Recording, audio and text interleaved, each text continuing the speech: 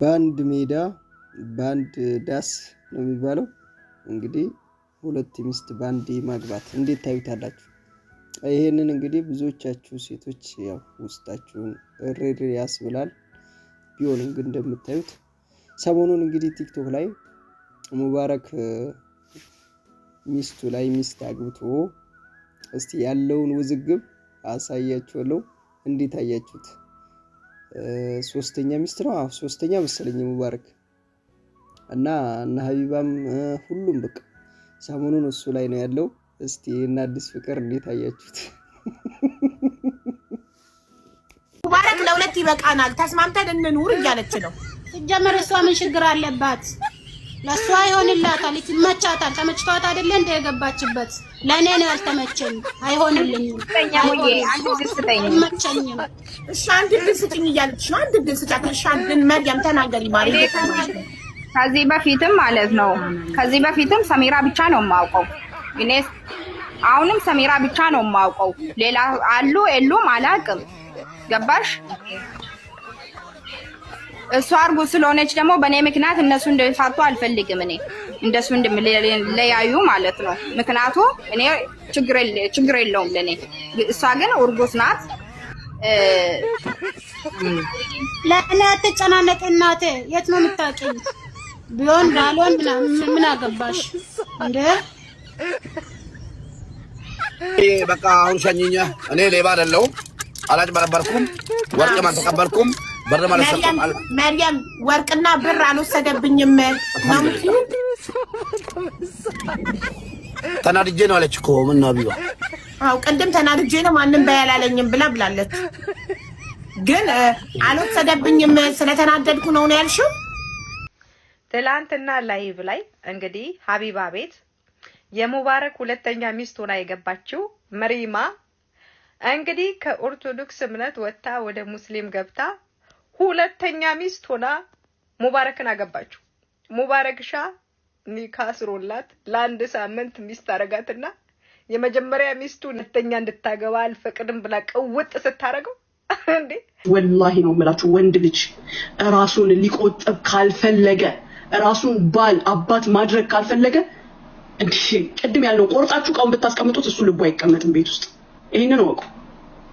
እሱ ካልፈለገ ስለዚህ እናንተ ባል መሆን እንዲፈልግ አባት መሆን እንዲፈልግ አድርጉት።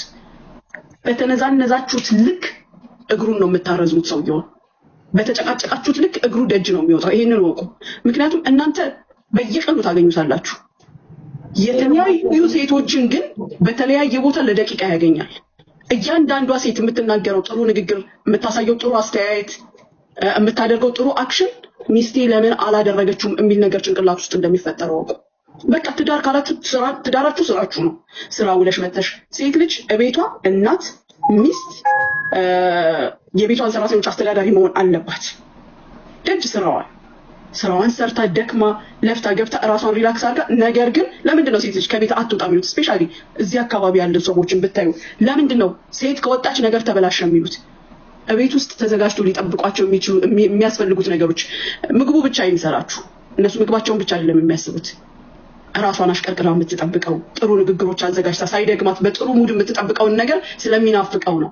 ሙኒቷ አባንተ ወልካፈና ቶሎ አዳምጥ ትላለች። ገባችሁ? ይሄ ነው። ወንዶቹም ትልቁ ችግራችሁ ሴት ልጅ በቃ ባልቅ የቀዘቀዘ ነው የምትልበት ሰበቡ ምንድነው? ታሪክ ቢመጣ አታሞካሹ ሚስታችሁን። ሚስት እስክትሆን ድረስ እያንዳንዱ የፀጉሯን ነጠላ ዘለላ እየቆጠርክ ታሞካሻታለህ። ቁንጅናሽ፣ እግርሽ፣ እጅሽ፣ ቂጥሽ፣ ፀጉርሽ፣ ምንሽ እያንዳንዱ ነገር ልክ በእጅ ጠቅልለህ ስታስገባት ልሳንህ ጥርቅም ይላል አይደለ? ሴት ልጅ እንክብካቤ የእጅ እንክብካቤ አይደለም፣ የቀለብ እንክብካቤ አይደለም። ንግግር፣ ጥሩ ንግግር ትወዳለች። ዛሬ አምሮብሻል። ነጠላ ለብሳ ብትጠብቅህ ነጠላሽ ሲያምር በላት እስኪ ምን አለበት? በምትላት ልክ ላንተ ትዘጋጅልሃለች እሷ። አሰላሙ አለይኩም ወራህመቱላሂ ወበረካቱ። ሰላም ምርጦች፣ እንዴት ናችሁ? ሰላም ናችሁ? እንግዲህ ቪዲዮ እንዳያችሁት ነው። ሙባረክ ላይ እንግዲህ ትንሽ ወረድ ብሏል። ያው አግብቷል። ኦርቶዶክስ ነበረች፣ ሙስሊም ሆና አግብቷል። ትልቅ ነገር ነው። እንኳን ተመቻቻችሁ ነው የሚባለው። በቃ ምንና ምንድን ያድርጋችሁ ምንና ምንድን ነበር የሚባለው። እና መጨረሻ ላይ እንግዲህ የተቀመጠውን ነው እኔ ላስቀምጥላችሁ የመጣሁት። መጨረሻ ላይ ያቺ ሴትዮ ያወራችሁ በቃ ትክክለኛ እቺ ህይወትን ኑሯበታለች፣ ለወንዶችም ለሴቶችም የሚሆን እኔ በጣም ይገርመኝ ማለት ነው። እቃውን ቆርጣችሁ ቤት ብታኖሩት ከሌላ ሴት መከልከል አትችሉም። በቃ ይህንን ዋጡት። ትክክል ነው ያወራችሁ። እናንተ ለምን ሌላ ሴት ጋር ይሄዳል ብላችሁ እሱም መጨቅጨቅ ሳይሆን ከኔ ምን ጎሏል፣ በቃ ከኔ ምን ጎሏል። ባጭሩ ሌላ ሴት እስከ ያስኬደው ጸባዬ ነው፣ እሱን የምቀበልበት አቀባበሌ ነው፣ ስነ ስርዓቴ ነው፣ ጸባዬ ነው ብላችሁ ማመን ነው።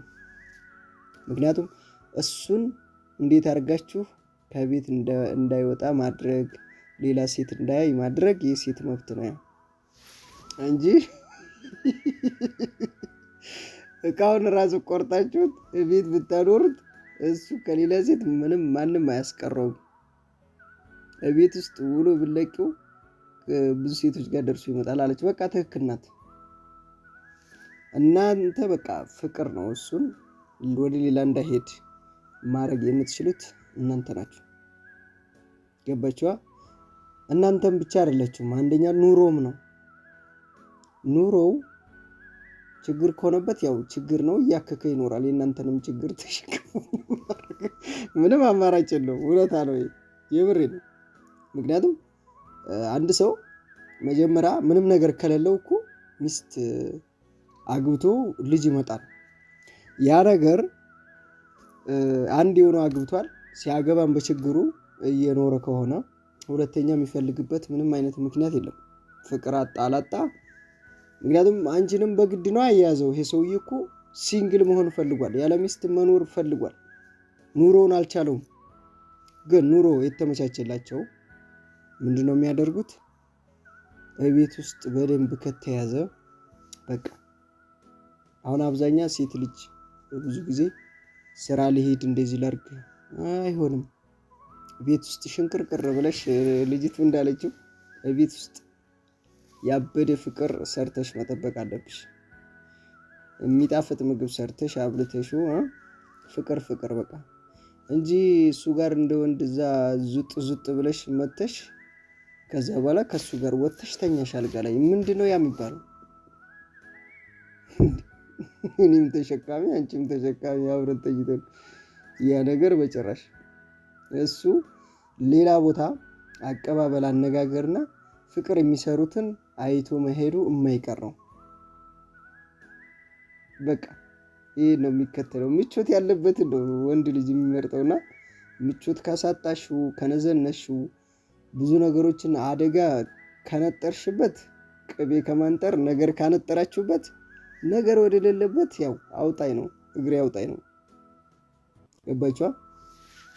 እና ወንዶችንም ተናግራለች። ወንዶችን መስተካከል አለብን፣ እሷንም መንከባከብ አለብህ።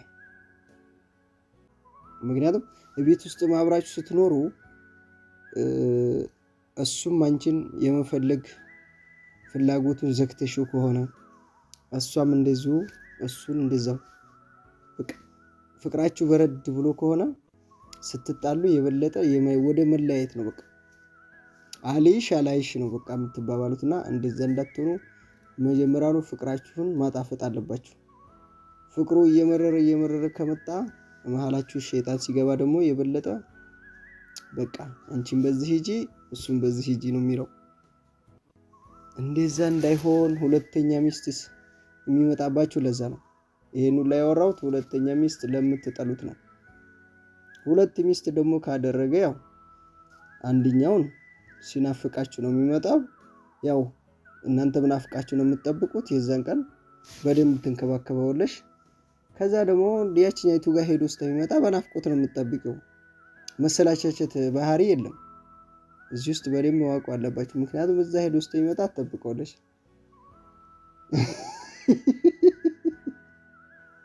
መሰላቸት የሚባል ወሬ የለም ይሄ ነገር።